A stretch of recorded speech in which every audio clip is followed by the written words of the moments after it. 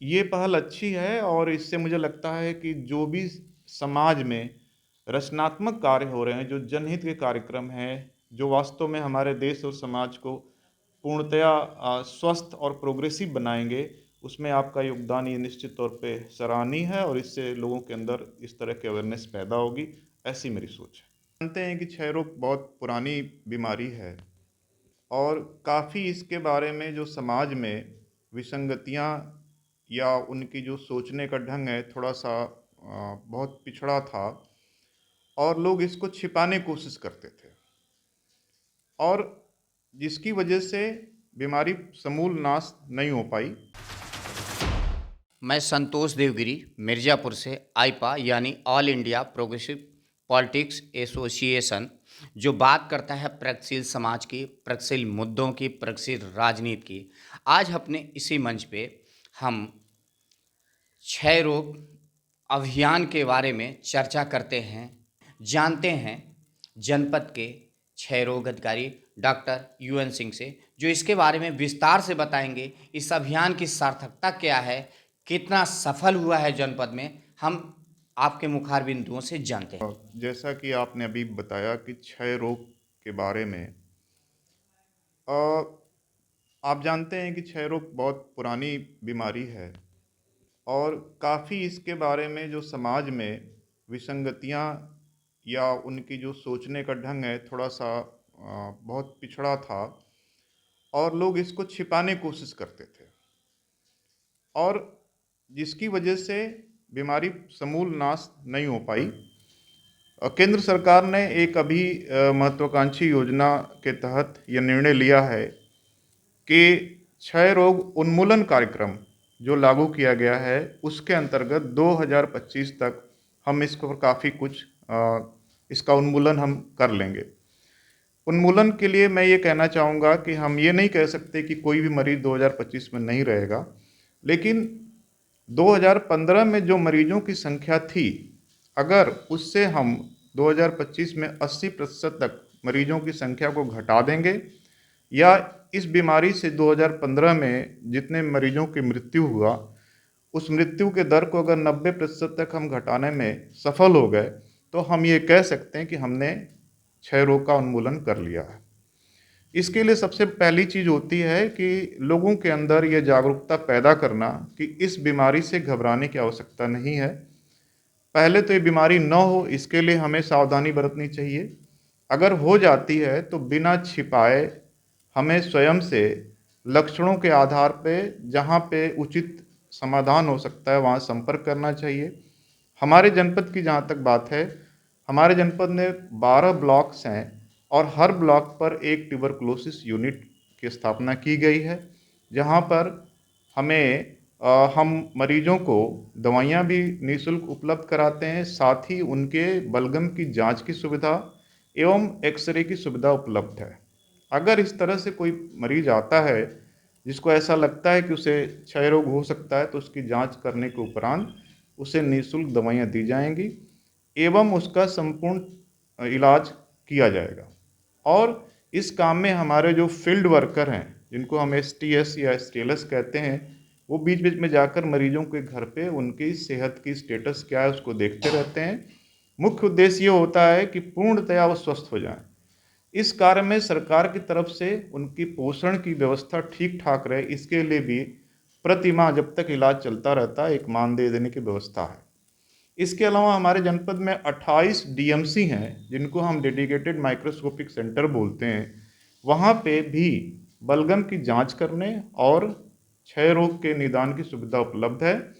इस तरह से हम कार्यक्रम को आगे बढ़ा रहे हैं और सबसे पहली चीज़ ये है कि जितना ज़्यादा जागरूकता होगी, जो समाज के अंदर लोग निकलना नहीं चाहते, उन्हें हमें किसी तरीके से उनको प्रेरित करके या उनके दिमाग में डालना है कि आप बाहर आएँ और अपनी जांच कराकर इलाज कराएँ। टीबी टीबी को हराना है, देश को जिताना है मुहिम के तहत जनपद मिर्ज़ापुर में गांव-गांव, घर-घर, जटिल राहों से लेकर दुर्गम राह जहां पहुंच पाना संभव है, वहां भी स्वास्थ्य विभाग की यानी राष्ट्रीय क्षय रोग उन्मूलन कार्यक्रम के तहत 6 यूनिट की टीम पहुंच रही है। ऐसे कुछ चिन्हित स्थान या कुछ जटिल स्थान जहाँ पे क्षय रोगियों की खोज करना या उन तक पहुँचना बहुत दुर्गम है, इसके बारे में भी विस्तार से बताएं डॉक्टर साहब। हाँ, जैसा कि आपने जो बताया कि हमारे ज़िले में काफ़ी ऐसी भौगोलिक स्थितियाँ प्रतिकूल भी हैं, काफ़ी दूर है, दूरस्थ इलाके हैं जहाँ पहुँचना मुश्किल है। लेकिन हमारे जो एसटीएस, एसटीएलएस हैं, इनके लिए सरकार के स्तर से दोपहिया वाहन उपलब्ध कराया गया है, जिसके लिए उनको फ्यूल की व्यवस्था की गई है और उनको उनका कर्तव्य भी है कि वो गाँव-गाँव जाएँ और मरीजों को ढूँढ निकालें, उनको नोटिफ़ाई करें और नोटिफ़िकेशन के बाद की जितनी भी प्रक्रिया होती है उसको सुचारू रूप से उनको उपलब्ध कराएँ, साथ ही उनका इलाज करें। इसमें एक महत्वपूर्ण चीज़ ये है कि हम लोग बीच-बीच में एक तरह से एक कार्यक्रम करते हैं जिसको आप कह सकते हैं कि प्रचार-प्रसार कार्यक्रम, जिसमें हम स्वयंसेवी संस्थाओं या प्राइवेट चिकित्सालय, प्राइवेट डॉक्टर्स का भी हम सहयोग लेते हैं। एनजीओज़ का भी सहयोग लेते हैं और अलग-अलग जगहों पर जैसे अभी कुछ दिन पहले हमने कछवां ब्लॉक, चुनार ब्लॉक में भी इस तरह का कैंप आयोजित किया था, जिसमें 6 रोगियों को हम बुलाते हैं, उनको हम रिस्पेक्ट देते हैं, उनका हम आदर करते हैं, सत्कार करते हैं और उनसे ही हम अन्य लोगों को अपने बारे में बात कराते हैं कि आपको क्या-क्या सुविधाएँ यहाँ से मिली थी और अब आपकी स्वास्थ्य की स्थिति क्या है। तो इस तरह के हम प्रयोजन करते रहते हैं। जिले में काफ़ी संख्या में जो क्षय रोगी हैं, काफ़ी गरीब हैं, निर्बल हैं, निर्धन हैं, ऐसे लोगों को गोद भी लिया गया है। ऐसे लोगों की कितनी संख्या है, किन-किन क्षेत्रों में है, इनके लिए क्या आपके द्वारा सुविधा प्रदान की जाती है, इस पे भी आप बताएँ? हम लोग गोद लेने का जो कार्यक्रम है, इसमें ये होता है कि लोगों के अंदर एक जागरूकता हो, जो सक्षम व्यक्ति है, कि वो मरीज के बारे में सारी सूचनाएँ इकट्ठा रखे। गोद लेने का तात्पर्य यहाँ पे ये नहीं है कि आपको कुछ अपने स्तर से करना है। सब चीज़ें हम उनको उपलब्ध करा रहे हैं, उनके पोषण की सुविधा, उनको दवाई, उनका रिहैबिलिटेशन सब करेंगे। आप अगर उनको गोद ले लेंगे तो इससे ये होगा कि बीच-बीच में आप उनके बारे में जानकारी खुद से इकट्ठा करते रहेंगे और हम लोगों को उपलब्ध कराते रहेंगे। ऐसे में आपका जो एक सुझाव होगा कि 6 रोगियों को और क्या सुविधाएँ दी जा सकती हैं, वो हमारे लिए प्रेरणादायक होगा और हम लोग पिछले 6 महीने में लगभग 1500 के आसपास गोद ले चुके हैं मरीजों को। उसमें तमाम समाज सेवी संस्थाएँ या जो संभ्रांत नागरिक हैं समाज के, वो लोग गोद लेते हैं। टीबी को हराना है, देश को जिताना। इस मुहिम के अंतर्गत स्वास्थ्य विभाग द्वारा राष्ट्रीय क्षय रोग उन्मूलन कार्यक्रम के तहत कई प्रकार के कार्यक्रम भी चलाए जाते हैं। हालांकि इस देश में जो खास करके गरीब अंचल, पहाड़ी अंचल के क्षेत्र के लोग हैं, लोगों में कई प्रकार की गलत धारणाएं भी घर कर बैठी हुई है। ऐसे में जाहिर सी बात है कि स्वास्थ्य विभाग की टीम या स्वास्थ्य कर्मी जब उन तक पहुंचते हैं तो लोगों में नकारात्मक जो भाव बना है, ऐसे में स्वास्थ्य कर्मियों के समक्ष कई परेशानियां भी होती हैं। तो कुछ ऐसा पल या कुछ ऐसे क्षेत्र जहां काफ़ी स्वास्थ्य कर्मियों को असहजता महसूस करना हो, परेशानी महसूस, आखिरकार ऐसी क्या समस्याएं सामने आती हैं, किस प्रकार से आती हैं? देखिए, जैसा कि आपने पहले ही बताया कि अभी भी लोगों में भ्रांतियाँ हैं। वो क्षय रोग को यह नहीं मानते हैं कि एक ये ऐसी बीमारी है जो बैक्टीरिया से होती है और इसका इलाज बहुत आसान है। क्षय रोग को कहा ही जाता है कि अगर इसकी डायग्नोसिस कंफर्म हो गई तो इलाज बहुत आसान हो जाता है।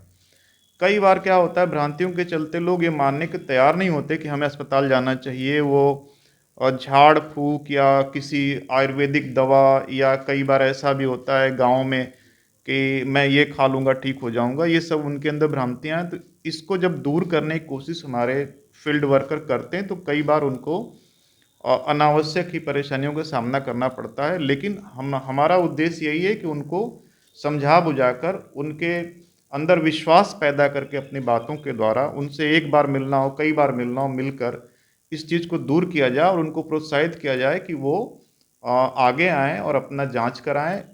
तथा सबसे जो महत्वपूर्ण है, कई बार क्या होता है 1-2 महीने इलाज करने के बाद मरीज़ इलाज को छोड़ देता है। हमें उसके इलाज को कंप्लीट कराना है और ये निश्चित तौर पे आप बताऊँ कि अगर उसने इलाज कंप्लीट किया है, तो पूर्णतया वो स्वस्थ हो जाएगा। टीबी रोग के लक्षण क्या होते हैं डॉक्टर साहब? देखिए, जैसा कि आप जानते हैं कि क्षय रोग में आमतौर पे सबसे ज़्यादा फेफड़े की ही बीमारी होती है। अगर आपको 2 सप्ताह से ज़्यादा खाँसी आ रही है, जिसका कोई कारण स्पष्ट नहीं हो रहा है, या खाँसते-खाँसते कभी-कभी बलगम आ जाता है, बलगम में खून आ जाता है, एवं आपको भूख कम लग रही है, कई बार कब्ज़ियत की शिकायत है, या अनायास आपका वज़न घटता जा रहा है, तो ये सब जो है लक्षण ट्यूबरकुलोसिस या क्षय रोग के हो सकते हैं। साथ ही साथ ये भी देखा जाता है कि जो एचआईवी के जो पेशेंट हैं, उनको क्षय रोग भी सामान्यतया पाया जाता है, क्योंकि एचआईवी में भी बॉडी की जो इम्यूनिटी होती है, शरीर की प्रतिरोधक क्षमता, वो काफ़ी घट जाती है। ऐसी दशा में उनको क्षय रोग होने का चांस ज़्यादा होता है। तो अगर इस तरह कोई लक्षण आ रहा है, तो हम उसको जांच करना उस मरीज का आवश्यक है, जिससे कन्फर्म हो सके कि उसे क्षय रोग है या नहीं। इसी अभियान से जुड़ा हुआ और कोई विशेष कार्यक्रम? इस अभियान से जुड़ा हुआ विशेष कार्यक्रम ये है कि हम लोग जियो टैगिंग भी कर रहे हैं। जियो टैगिंग का मतलब ये है कि जो भी हमारे मरीज जहाँ पे भी हैं, उनका ऑनलाइन एक तरह से सिस्टम में डेवलप करके ये डालना है कि वो पेशेंट कहाँ पे रह रहा है, उसकी सिचुएशन क्या है, उसकी हेल्थ स्टेटस क्या है, कितना वो ठीक हो गया, वो दवाइयाँ रेगुलर ले रहा है कि नहीं ले रहा है, सारी चीज़ें उसमें होती हैं। इससे उस मरीज़ को डिटेक्ट करने में सहूलियत होती है। तो एक तो जियो टैगिंग शुरू की गई है।